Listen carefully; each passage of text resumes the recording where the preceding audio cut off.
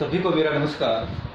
तो हम कर रहे थे 9th कक्षा का 15वां चैप्टर जिसका नाम है खाद्य संसाधनों में सुधार। इस चैप्टर के अंदर हमने फसल, कृषि की सभी पद्धतियाँ उनको अच्छी तरह से पढ़ लिया था।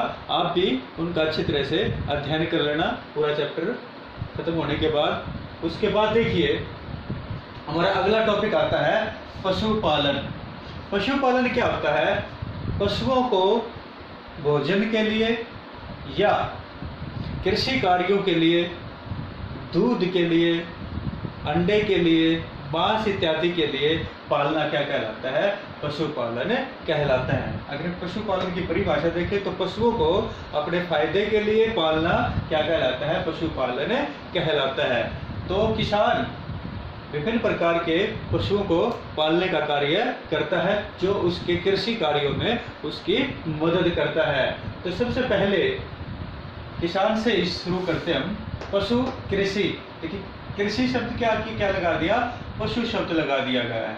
तो जो किसान है वो कृषि के कार्यों में मदद के लिए और दूध इत्यादि के लिए पशु कृषि करते हैं। पशु कृषि का मतलब पशुओं को पालते हैं, पशुओं की भी देखभाल करते हैं।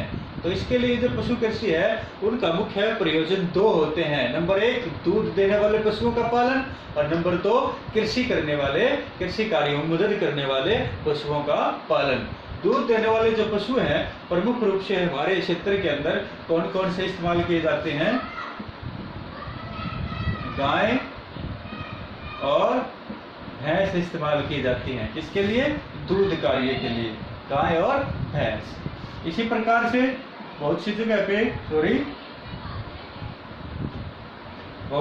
पर बकरी, भेड़,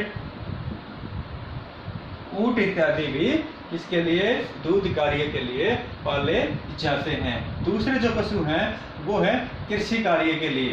तो कृषि कार्यों में मदद के लिए भी किस प्रकार के पशुओं को देखिए यहाँ पर क्या आएगा? बैल है, भैंसा है और बहुत से क्षेत्रों में किसका? ऊंट का भी इस्तेमाल कृषि कार्यों में किया जाता है। तो इनका पालन किसके लिए किया जाता है? कृषि कार्यों के लिए किया जाता है। तो देखिए पशुपालन करते वक्त किसान को प्रमुख 3 चीजों का ध्यान रखना चाहिए, या मैं कहूँ जो पशुपालक हैं उनको 3 चीजों का ध्यान रखना चाहिए। नंबर 1 भोजन का। किसके भोजन का? पशुओं का भोजन का, कि जो पशु उसने पाले हैं उसको किस प्रकार के भोजन की आवश्यकता होगी और उस भोजन के पश्चात ताकि वो अधिक से अधिक मात्रा में कृषि कार्यों में मदद कर सके, या दूध देने वाले हैं तो अधिक से अधिक मात्रा दूध की दे सके। आवास, तो उनके आवास की व्यवस्था करनी होती है पशुओं के रहने के लिए, उनकी जगह की जो बंदोबस्त है वो करना होता है। और तीसरा रोगों से सुरक्षा। पशुओं में विभिन्न प्रकार की बीमारियां होती हैं तो उनको रोगों से सुरक्षित रखने के लिए उन्हें समय पर नहलाना होता है और उनके किसी प्रकार की समस्या होने के बाद उनको दवाई वगैरह भी दिलाने की आवश्यकता पड़ती है। तो यह आ गया किसमें? रोगों की सुरक्षा में। तो देखिए हमारे क्षेत्र के अंदर अधिकतर गाय या भैंस का पालन किया जाता है। गाय की प्रमुख 2 देसी नस्लें होती हैं जो हमारे यहाँ पर पाई जाती हैं, रेड सिंधी और साहिवाल। तो कौन कौन सी हैं 2 नस्लें जो देसी नस्लें हैं? रेड सिंधी और साहिवाल हमारे क्षेत्र में ये पाई जाती हैं। तो ये गाय की देसी नस्लें हैं और इनसे जो दूध है उसका उत्पादन कम मात्रा में होता है। किसकी तुलना में? विदेशी नस्लों की तुलना में। विदेशी नस्लें कौन सी है? जर्सी और ब्राउन स्विस, ये प्रमुख 2 विदेशी नस्लें हैं। तो इस प्रकार से देसी नस्लों का विदेशी नस्लों से संकरण भी करवाया जाता है ताकि अधिक मात्रा में दूध का उत्पादन किया जा सके। विदेशी नस्लों से ज्यादा मात्रा में दूध का ग्रहण है वो किया जाता है।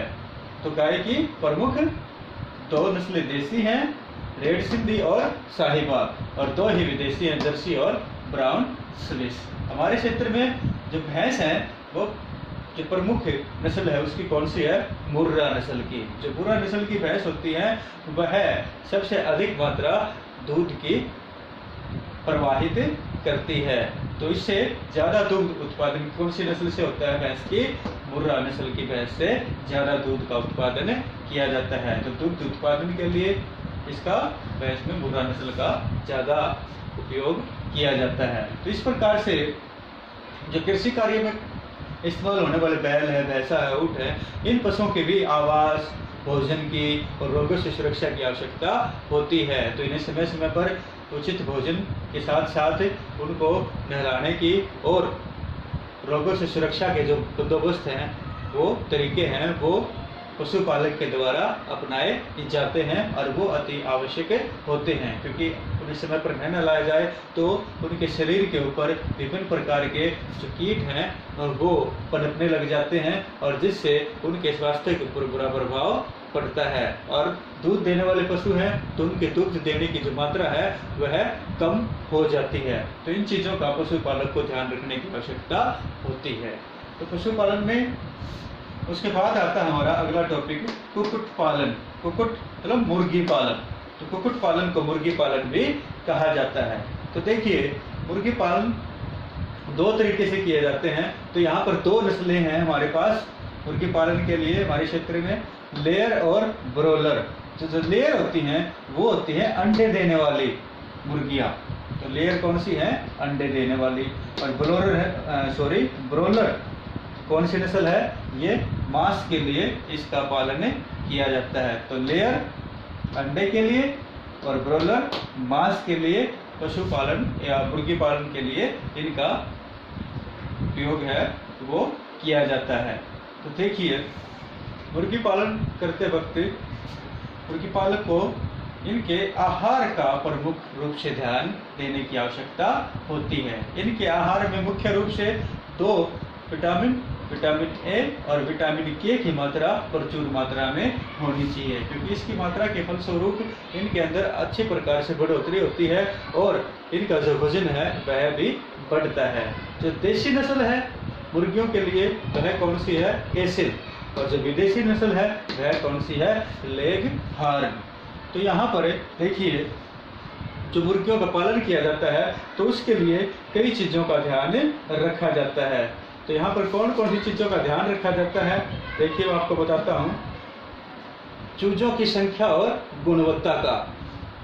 दूसरा, छोटे कद के जो ब्रोलर हैं माता पिता के द्वारा उनके जो व्यावसायिक उत्पादन हेतु विभिन्न कार्यकलाप हैं वो पालक के द्वारा किया जाता है। गर्मी अनुकूलता क्षमता के आधार पर उनको अलग अलग जगह पे रखा जाता है। अगला क्या है? देखभाल में कम खर्चे की आवश्यकता हो तो इसीलिए वो विभिन्न प्रकार के इस्तेमाल तरीके करता रहता है। इसी प्रकार से अंडे देने वाले जो क्षमता वाले पशु हैं, मुर्गियां हैं, तो उनसे वो रेशेदार कैसे भोजन की आवश्यकता हो तो उनको रेशेदार भोजन की आवश्यकता होती है।